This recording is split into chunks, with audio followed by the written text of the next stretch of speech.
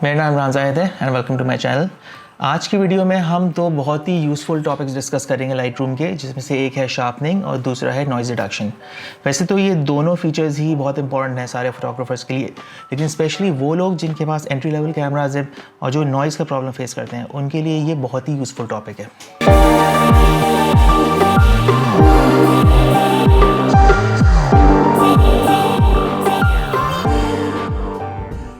अगर आप नोट करें तो जब भी हम नॉइज़ रिडक्शन और शार्पनिंग की बात करते हैं तो इन दोनों को हमेशा साथ साथ कंसिडर किया जाता है।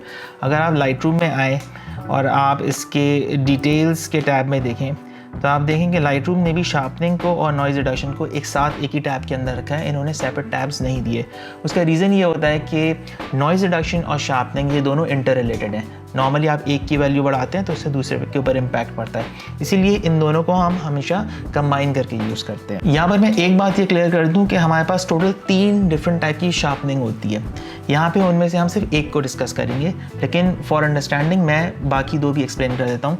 पहली टाइप की शार्पनिंग ये होती है कि हमारी अपनी किसी मिस्टेक की वजह से वो तस्वीर थोड़ी सी सॉफ्ट हो जाती है। फॉर एग्जांपल आपने तस्वीर खींची और वो मिस फोकस हो गया या सब्जेक्ट थोड़ा सा मूव कर गया, तो उसकी वजह से ओवरऑल तस्वीर सही होती है, यूजेबल होती है, लेकिन वो थोड़ी सी सॉफ्ट होती है। तो उसके लिए हम सिलेक्टिव शार्पनिंग अप्लाई करते हैं। अगर आप मेरी ये वाली वीडियो देखें तो इसमें मैंने डिटेल में डिस्कस किया है कि किस तरह से आप सिलेक्टिव शार्पनिंग यूज़ करके फ़ोटोशॉप में अपनी तस्वीरों को सेव कर सकते हैं, जो कि नॉर्मली यूजेबल नहीं होती। उसके अलावा अगर हम दूसरी लेवल की शार्पनिंग की बात करें तो दूसरी शार्पनिंग जो होती है वो होती है आउटपुट शार्पनिंग। नॉर्मली ये होता है कि जब हम किसी तस्वीर को एडिट करते हैं तो लैपटॉप के ऊपर बहुत अच्छी और शार्प नज़र आ रही होती है, लेकिन जब हम इसको सोशल मीडिया के ऊपर अपलोड करते हैं तो हम देखते हैं कि उसकी शार्पनिंग कम हो गई है, या जब हम उसका प्रिंट निकालते हैं तो हम देखते हैं कि उसकी शार्पनिंग कम हो गई है। रीज़न ये होता है कि जब आप किसी भी तस्वीर को सोशल मीडिया के ऊपर अपलोड करते हैं तो उसका एक कंप्रेशन का एल्गोरिथम होता है, वो उसका साइज़ रिड्यूस करता है। तो वो जहाँ साइज़ रिड्यूस करता है उसके साथ ही वो उसकी शार्पनिंग भी रिड्यूस कर देता है। सेम चीज़ प्रिंटर्स के साथ होती है। हर प्रिंटर का अपना मैकेनिज़्म होता है।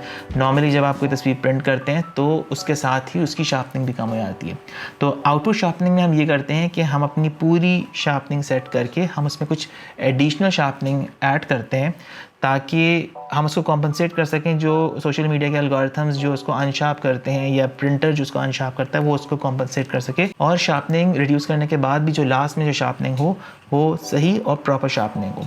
यहाँ हम जिस शार्पनिंग को डिस्कस करेंगे वो होती है नॉइज़ रिडक्शन के साथ।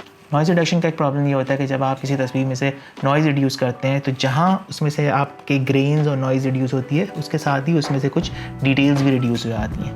तो शार्पनिंग को हम उसके साथ यूज़ करते हैं। एक तरफ हम थोड़ी सी नॉइज़ रिड्यूस करते हैं, दूसरी तरफ हम थोड़ी सी शार्पनिंग अप्लाई करते हैं, और इन दी एंड जो रिज़ल्ट होता है आपका वो एक बेहतर इमेज होता है। उसमें नॉइज़ भी कम होती है, ऑल्दो कि थोड़ी सी डिटेल्स कम होती हैं, लेकिन ओवरऑल अगर आप उस पिक्चर को देखें तो वो पिक्चर पहली पिक्चर से कहीं ज़्यादा बेहतर होती है। तो अब अगर हम लाइट रूम की तरफ आएँ तो मेरे पास डिफरेंट तस्वीरें हैं जिसमें मैं आपको शो करूँगा कि किस तरह से हम शार्पनिंग अप्लाई करेंगे और किस तरह से नॉइज़ रिडक्शन अप्लाई करेंगे। सबसे पहले हम नॉइज़ रिडक्शन से स्टार्ट करते हैं। अगर मैं आपको ये तस्वीर दिखाऊँ तो ये बज़ाहिर ये तस्वीर बिल्कुल ठीक नज़र आ रही है, लेकिन अगर मैं इसको जूम करता हूँ तो आप देखेंगे, मैं इसको अगर 4:1 पे जूम करूँ तो आप देखें कि इसमें बहुत ज़्यादा नॉइज़ है। आई एम नॉट श्योर कि आपको इस पर कितनी नज़र आ रही है स्क्रीन के ऊपर, लेकिन इसमें बहुत ज़्यादा नॉइज़ है। और इसमें आप दो चीज़ें नोट करेंगे, ना सिर्फ इसमें आपको बहुत ज़्यादा ग्रेन्स नज़र आ रहे हैं जो कि ल्यूमिनेंस नॉइज़ कहलाती है, इसके साथ ही आपको इसमें पर्पल और मैजेंटा स्पॉट्स नज़र आ रहे होंगे जो कि कलर नॉइज़ कहलाती है। दो किस्म की नॉइज़ होती हैं, ल्यूमिनेंस और कलर नॉइज़। ल्यूमिनेंस जो होती है वो सिंपल ग्रेन्स होते हैं जो कि आईएसओ इंक्रीज़ करने की वजह से आते हैं। जो कलर नॉइज़ होती है वो यूजुअली जब आपका कैमरा हीटअप हो रहा होता है, या आप लॉन्ग एक्सपोजर ले रहे होते हैं, या फिर आप ह्यूमिडिटी में तस्वीरें खींच रहे होते हैं, उस वक्त कभी कभार कैमरे का सेंसर जो है वो कुछ नॉइज़ कैप्चर कर लेता है जिसको हम कलर नॉइज़ कहते हैं।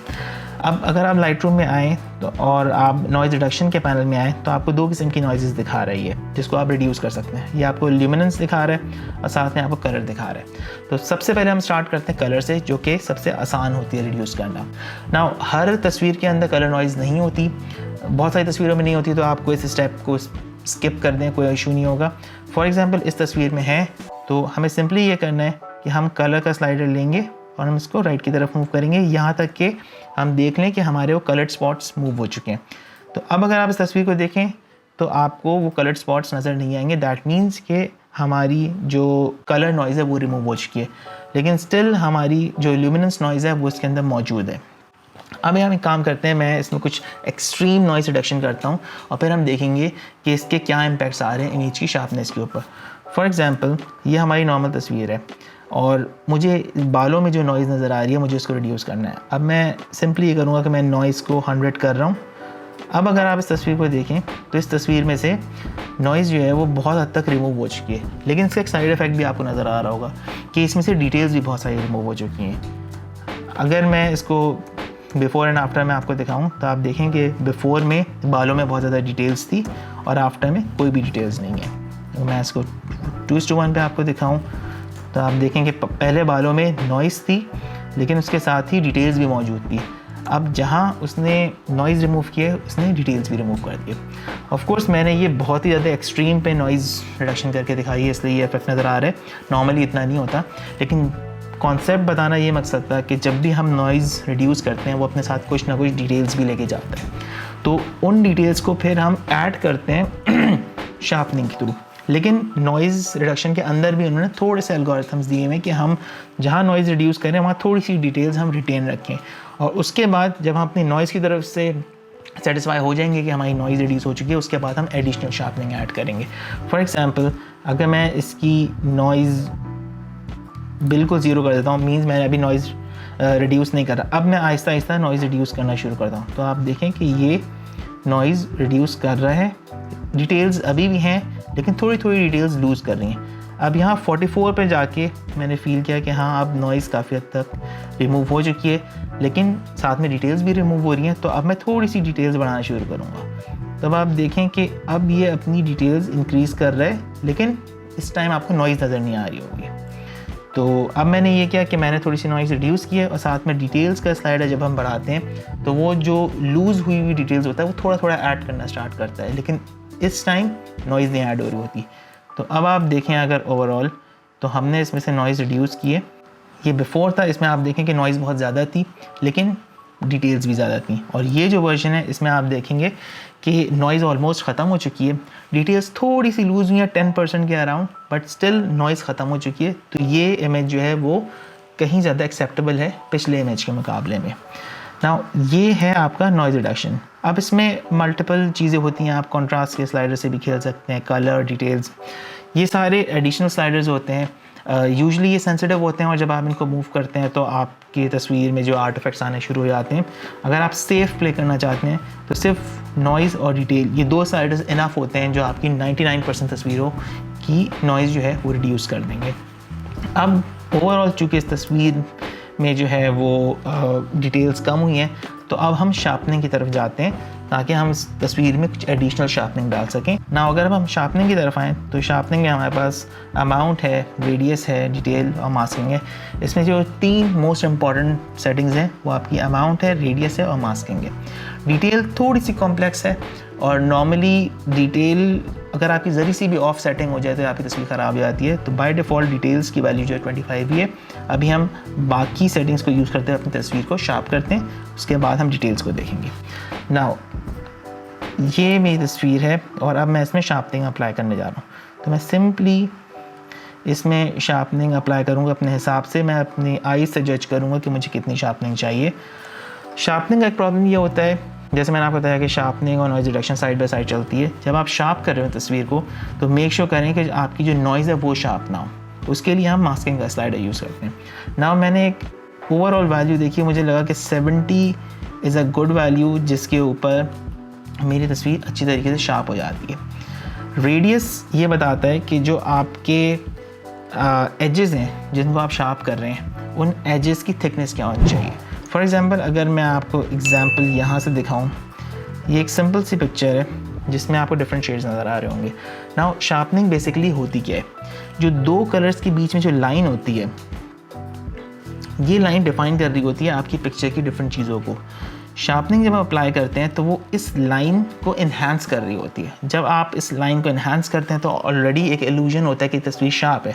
फॉर एग्ज़ाम्पल मैं शार्पनिंग को फुल कर देता हूँ तो आप देखें कि पहले ये लाइन थी लेकिन इतनी प्रोमिनेंट नहीं थी, अब ये लाइन प्रोमिनेंट हो गई। ये सिर्फ उस लाइन को डार्क या लाइट कर रहा है। बेसिकली अगर आप गौर करें तो इस लाइन के राइट साइड पे एक लाइटर लाइन है और लेफ़्ट साइड पे एक डार्कर लाइन है। शार्पनिंग जो है वो सिर्फ इसके कलर को डार्क या लाइट कर रहा है और साथ में थोड़े से पिक्सल 2-4 पिक्सल इसके साइड में वो ग्रेडियंट में भी वो इफेक्ट अप्लाई हो रहा है। नाउ रेडियस क्या करता है? रेडियस ये डिफाइन करता है कि आपकी जो वो लाइन है उसकी थिकनेस कितनी होनी चाहिए। जैसे जैसे मैं रेडियस बढ़ा रहा हूँ वो लाइन अब आप देखेंगे थिक होती जा रही है। यहाँ पे 0 रेडियस के ऊपर लाइन पतली है और जैसे जैसे मैं बढ़ा रहा हूँ ये इस लाइन की थिकनेस जो है वो बढ़ती चली जाएगी। तो रेडियस की रियल वर्ल्ड एग्जांपल क्या होती है?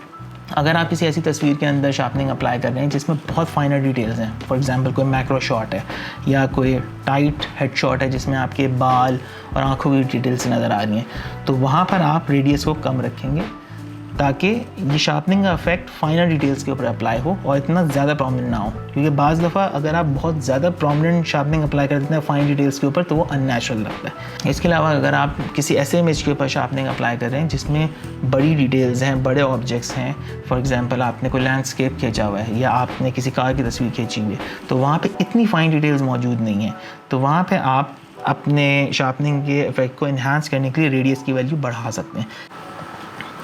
तो अब अगर हम इस एग्ज़ाम्पल को देखें तो ये एक लैंडस्केप की एग्ज़ाम्पल है। इसमें बहुत ज़्यादा फाइन डिटेल्स मौजूद नहीं है। जैसे इस तस्वीर के अंदर काफ़ी फाइन डिटेल्स मौजूद थी, इस तस्वीर के अंदर उतनी फाइन डिटेल्स मौजूद नहीं है। तो यहाँ पे मैं अपने रेडियस का स्लाइडर की वैल्यू बढ़ा सकता हूँ। फॉर एग्ज़ाम्पल हम शार्पनिंग से स्टार्ट करते हैं। अभी इसमें 0 शार्पनिंग है। मैं सबसे पहले शार्पनिंग अप्लाई करना शुरू करूँगा। अब आप देखें कि मैंने इसकी वैल्यू 124 तक ले गया हूँ और अभी ही बिफोर एंड आफ्टर में आप देखें तो इसमें काफ़ी इफेक्ट पड़ चुका है। नाउ ये रेडियस बाय डिफ़ॉल्ट 1 होता है। अब क्या होगा कि अगर मैं रेडियस को बढ़ाऊँ, अब आप देखेंगे जैसे जैसे मैं रेडियस को बढ़ा रहा हूँ इसका इफ़ेक्ट ज़्यादा हो रहा है। अगर मैं आपको जूम इन करके दिखाऊँ और यहाँ पे मैं दिखाऊँ कि मैं जितना रेडियस बढ़ाऊँगा तो वो इस इफ़ेक्ट को और इन्हांस कर रहा है। अब ये चीज़ आपके फ़ोटोग्राफ टू फ़ोटोग्राफ डिफ़र करती है, डिपेंड करता है कि आपने किस किस्म का इमेज खींचा हुआ है।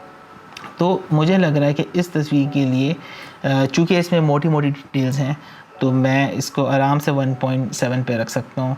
अगर यही 1.7 मैं किसी पोर्ट्रेट पे या किसी मैक्रो शॉट पे रखूँगा तो वो बहुत ज़्यादा ओवर शार्पन लगेगी। लेकिन इस तस्वीर के लिए चूँकि इसमें डिटेल्स बड़ी हैं तो ये अमाउंट और रेडियस ये मोर देन इनफ है। अगर मैं बिफ़ोर एंड आफ्टर में दिखाऊँ जूम्ड इन वर्जन में भी तो आपको काफ़ी ज़्यादा डिफरेंस नज़र आएगा शार्पन में, और इस नॉर्मल फिट में भी अगर आप देखें तो आपको नज़र आ रहा है कि यहाँ पे बहुत अच्छी शार्पनिंग जो है इसने अप्लाई की है। नाउ डिटेल्स क्या कहती है?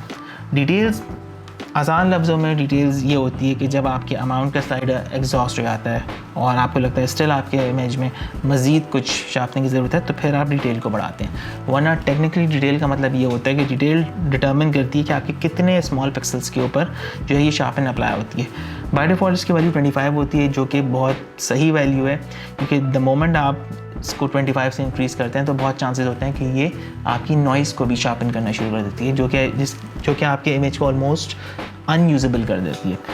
ना सबसे इंटरेस्टिंग स्लाइडर जो है इसमें वो है मास्किंग का। मास्किंग का स्लाइडर क्या करता है, ये बताता है कि शार्पनिंग का जो इफेक्ट है ये इमेज में किस किस पोर्शन पे होना चाहिए। नॉर्मली इमेज के जिस पोर्शन में आपकी डिटेल्स होती हैं वहाँ पर आपको शार्पनिंग की ज़रूरत होती है। आपकी इमेज के वो पोर्शन जो कि बिल्कुल ब्लैंक होते हैं या स्मूथ होते हैं वहाँ पे शार्पनिंग की ज़रूरत नहीं होती। इनफैक्ट वहाँ पे शार्पनिंग जो है वो काफ़ी बुरा इफेक्ट डालती है, क्योंकि जैसे ही आप किसी प्लेन एरिया के ऊपर शार्पनिंग अप्लाई करते हैं वो उसके बेसिक पिक्सल्स पे शार्पनिंग अप्लाई कर देता है और नॉइज़ इंक्रीज़ हो जाती है। फॉर एग्जाम्पल अगर आप यहाँ पर देखें ये प्लेन एरिया, इसमें आपको बहुत ज़्यादा नॉइज़ नज़र आ रही होगी क्योंकि इसने इसके नॉर्मल पिक्सल्स को ही एक नॉर्मल लाइन समझ के इन्हांस कर दिया। तो मास्किंग ये करती है कि ये आपको बताती है कि आपको कितने हिस्से पे शार्पनिंग अप्लाई करनी है। तो इसकी बेसिक टेक्निक ये कि ऑल्ट की ऑप्शन की आप प्रेस करके रखें और उसके बाद आप अपने स्लाइडर को मूव करना शुरू करें तो ये आपका एक ब्लैक एंड वाइट इमेज में कन्वर्ट हो जाएगा। और जैसे जैसे आप स्लाइडर को राइट की तरफ मूव करेंगे ये फाइन डिटेल्स पिक करना शुरू कर देगा।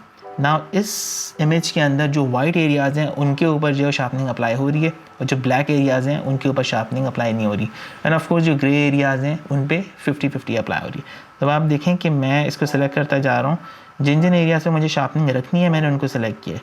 अगर मैं यहाँ पर करता हूँ तो ये पूरा आसमान भी सिलेक्ट हो रहा है जो कि एक्चुअली नॉइज़ सिलेक्ट हो रही है, उसी को इन्हांस कर देगा। तो मैं इसको राइट पर मूव करता चला जाऊँगा यहाँ तक कि ये आसमान डी सिलेक्ट हो जाएगा। उसके बाद इस बिल्डिंग में भी देखें आप कई पोर्शन जिनमें मुझे शार्पनिंग अप्लाई नहीं करनी, मुझे ये शार्पनिंग सिर्फ एजेस के ऊपर अप्लाई करनी। तो मैं यहाँ तक करता चला जाऊँगा और ये एक आइडियल पार्ट मुझे लग रहा है। यहाँ पे अगर मैं छोड़ दूँ तो अब सिर्फ इसने इन एरियाज़ के ऊपर शार्पनिंग अप्लाई की। अब अगर आप इसको जूम करके देखें तो आपको यहाँ पे नॉइज़ नज़र नहीं आ रही, क्योंकि अब इसने जो शार्पनिंग अप्लाई की है वो सिर्फ सिलेक्टेड एरियाज़ के ऊपर किए, इन पोर्शंस के ऊपर किए, जो स्मूथ एरियाज़ हैं उनके ऊपर इसने शार्पनिंग अप्लाई नहीं की। तो ये ओवरऑल एक शार्पनिंग और नॉइज़ रिडक्शन का कॉन्सेप्ट है। जब हम नॉइज़ रिड्यूस करना शुरू करते हैं तो वो अपने साथ कुछ डिटेल्स भी लेके जाती है, तो उसके साथ हम उसको कॉम्पनसेट करने के लिए उसको शार्पन करते हैं। ये दोनों हमेशा साइड बाय साइड चलते हैं, तभी लाइट रूम में हर जगह इनको साथ दिया जाता है। नॉइज़ रिडक्शन और शार्पनिंग का कॉन्सेप्ट सारे सॉफ्टवेयर में सेम होता है। अगर आप नॉइज़ रिड्यूस करेंगे तो आपको थोड़ी सी शार्पनिंग ऐड करनी पड़ती है। अगर आप शार्पनिंग ऐड कर रहे हैं तो आप कोशिश करेंगे थोड़ी सी नॉइज़ रिड्यूस करें।